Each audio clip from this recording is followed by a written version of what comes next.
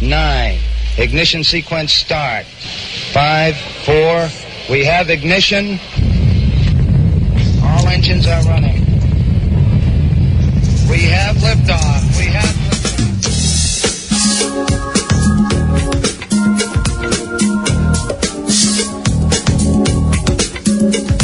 You got to give a lot just to get what you need sometimes, y'all. Coming to you live from a super secret transmitter hidden deep within the bowels of the earth in their never-ending quest for truth, liberty, and the total domination of liberalism. Look, up in the sky. It's a bird. It's a plane. It's Red Radio! Give it a bridge now.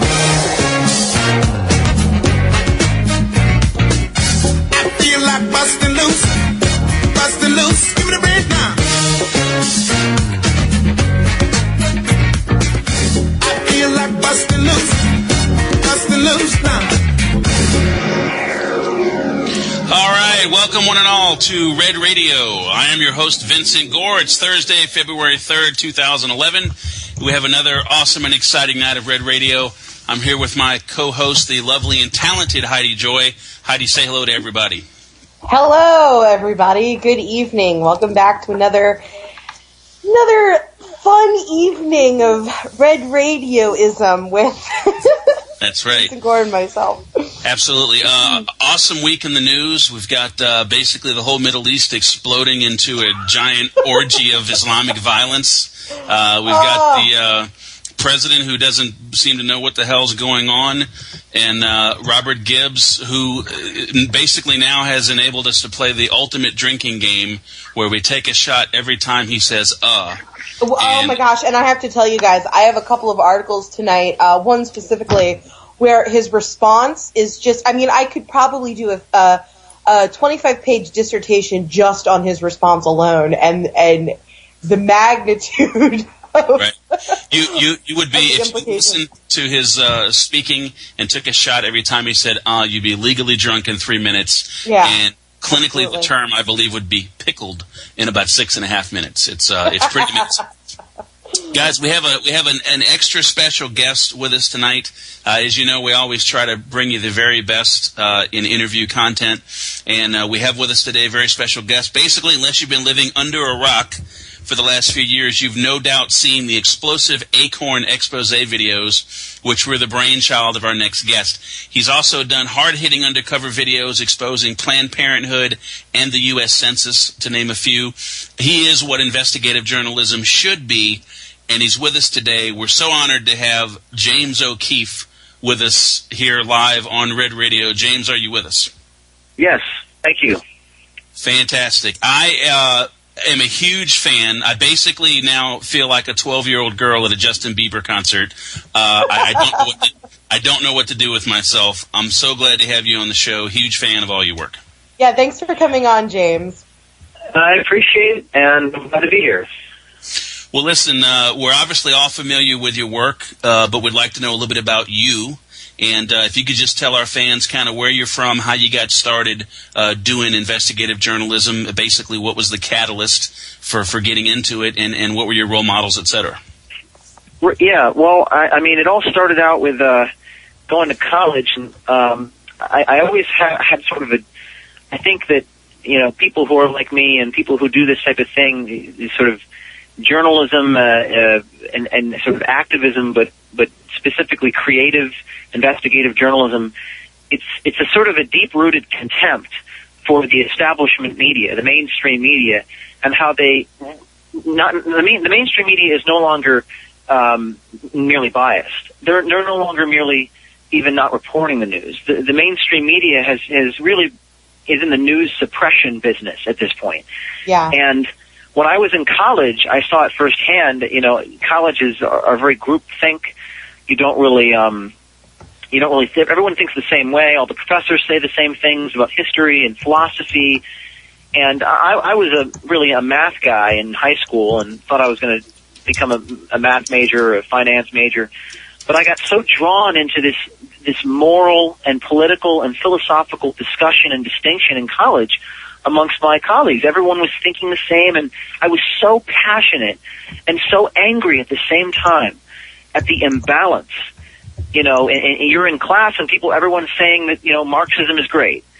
And it wasn't even really a conservative notion that I had. It was just anti-power. It was like, no, Marxism is authoritarian, and I want people to be balanced. I want people to receive both sides of the political spectrum. It wasn't even a conservative proposition. It was a democratic proposition that I believed in. So I started a newspaper in Rutgers, where I went to school, and to counterbalance the bias, I was fired from my daily newspaper called the Targum. They didn't like me very much because I talked about these issues, and they didn't want to have anything to do with it. So I started my own newspaper. From there, I worked at a radio station in D.C. doing audio and editing and broadcasting in Radio America, and I got into multimedia, so not just print reporting, but audio and video. And then I went back to college, or to my senior year at Rutgers, and I tried to ban Lucky Charms on the grounds it was racist against Irish people. Wow. And people say, well, why did you do that? Well, because, like I said, there are some things that words just don't articulate, and political correctness on campuses. Well, the best way to do that is to carry their values out to the extreme. I like the way you think.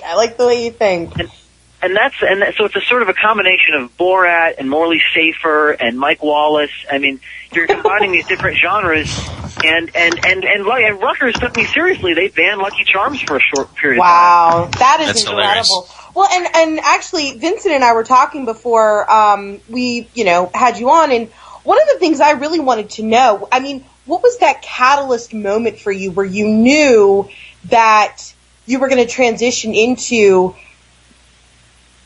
taking your newfound values and perspective from college and then wanting to translate that into, investigative journalism? What was that moment for you? That's a great question. I was in D.C. with Lila Rose, who's currently making national headlines, coincidentally, yesterday and today, for her new investigation into Planned Parenthood that she did with the pimp hooker routine. I was with her 3 years ago in D.C. We were both sort of interning for this small nonprofit group, and we were in a room, and this is sort of the catalytic moment.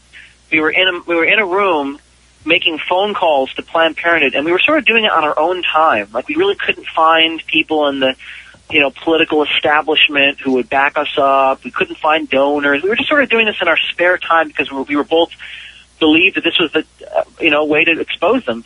And we made phone calls to these clinics posing as racists. And you could see this on YouTube if you type in Planned Parenthood racism. Where these vice presidents of the organization were telling us that they'll accept money in order to specifically target black babies, to abort black babies, on the grounds there are too many black people in the country. Oh. And what this did is it totally flew against all the mainstream media narrative about how they help people.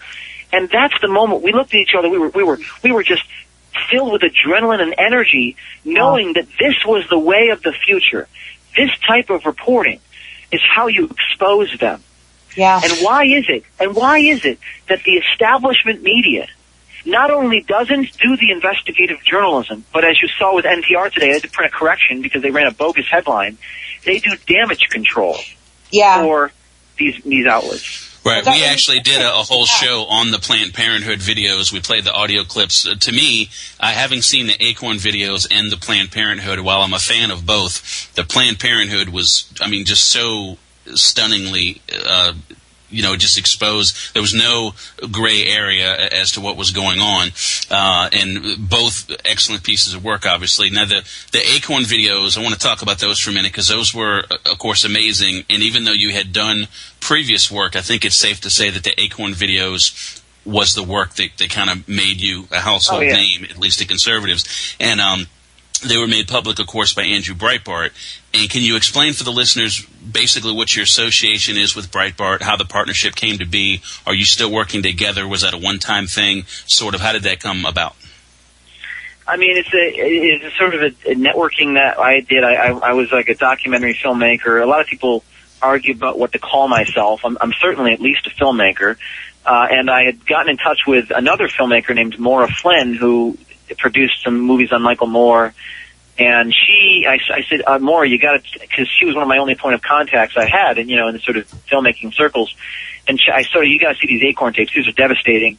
And she said, you got to show these to Andrew Breitbart. A couple people said, you got to show these to Breitbart. He knows how to disseminate them. So I went out to Los Angeles to show Andrew Breitbart and showed him the tape.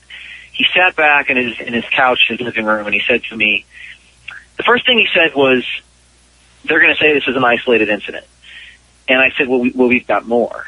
And he said, and then he said something along the lines of, we're going to go after the New York Times with this. I said, what are you talking about? I thought we were going to investigate Acorn with this. He said, no, we're going to embarrass the New York Times with this story. And I didn't understand at first what he meant. But as you as you see, and as Media Matters and Wikipedia will attempt to obfuscate because they got beaten so badly, what happened was the New York Times didn't assign a reporter to the Acorn scandal until after Congress and Senate voted to defund Acorn. Right. In other words, YouTube videos, along with Breitbart's publishing, scooped the entire D.C. establishment media complex.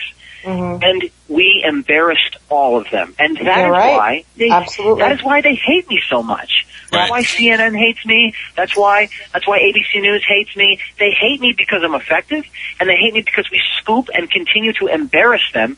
And you saw today that ABC News is now doing hidden camera journalism, albeit an uncreative and terrible.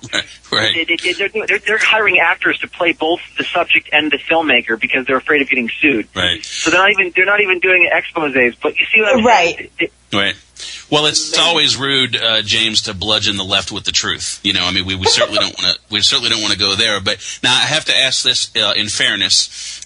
As you said, there's a lot of claims that the Acorn videos were somehow edited or manipulated, to make them look bad. I saw the videos. To me, it's pretty clear what went on. No amount of editing can change the factual nature and the content as far as I'm concerned. So you got me, but got to address basically the comments and the accusation that they were somehow edited to look worse than they were. Do you want to address that at all? Yeah, absolutely. That's a form of hyperbole and obfuscation that they use. And as you'll see, there's going to be so many more video investigations. Every time we release one, they lose credibility with those accusations. They say that the videos are edited, but all journalism is edited. Right. All Pulitzer Prize-winning journalism is edited, and it should be, because you don't want to watch an hour and 47 minutes of us sitting in the freaking chair in the waiting room. Right. Or worse yet, you have these discussions with these employees about things unrelated to the child prostitution, and no one would watch the video, the message wouldn't get out. Right. So, really, if you make the media live up to their own rules, all broadcast journalism is edited. All Pulitzer Prize-winning reporting, who, what, when, where, why, in 3 sentences. They summarize September 11th. And that's the way it ought to be. So this notion so to explain how they've gone from there and really made something out of it, Attorney General Jerry Brown issued a report. Attorney General Jerry Brown is the Democratic governor of California now. He issued a report which is cited by Media Matters, Salon, and all these Soros think tanks, that the videos were edited and the employees were legally cleared, and they somehow make it seem like that's due to my editing. But in fact, if you actually read the Attorney General report, there's an asterisk at the bottom. And he says, the real reason the employees were legally cleared is because Hannah Giles and James O'Keefe were acting. They don't actually have criminal intent. So you can't, no employee of Acorn could ever be convicted for any crime because we don't have a criminal intent. You know what I mean? So the Media Matters and everyone has used hyperbole and in conjunction with a coordinated effort from Jerry Brown to make it seem like this editing is nefarious. This is what they do. And that they're always going to do this, they're always going to pull these types of tricks. But the good news is that in every investigation we release, like you saw with Lila Rose, these employees get fired, they get embarrassed, and we build our credibility for what we do. That's Absolutely, right. And I have to tell you, James, I really think that what you and what Breitbart's doing, you guys are forcing the media's hand at this point because now they're having to step up their game. You guys are definitely setting the rules and raising the bar, and I think that's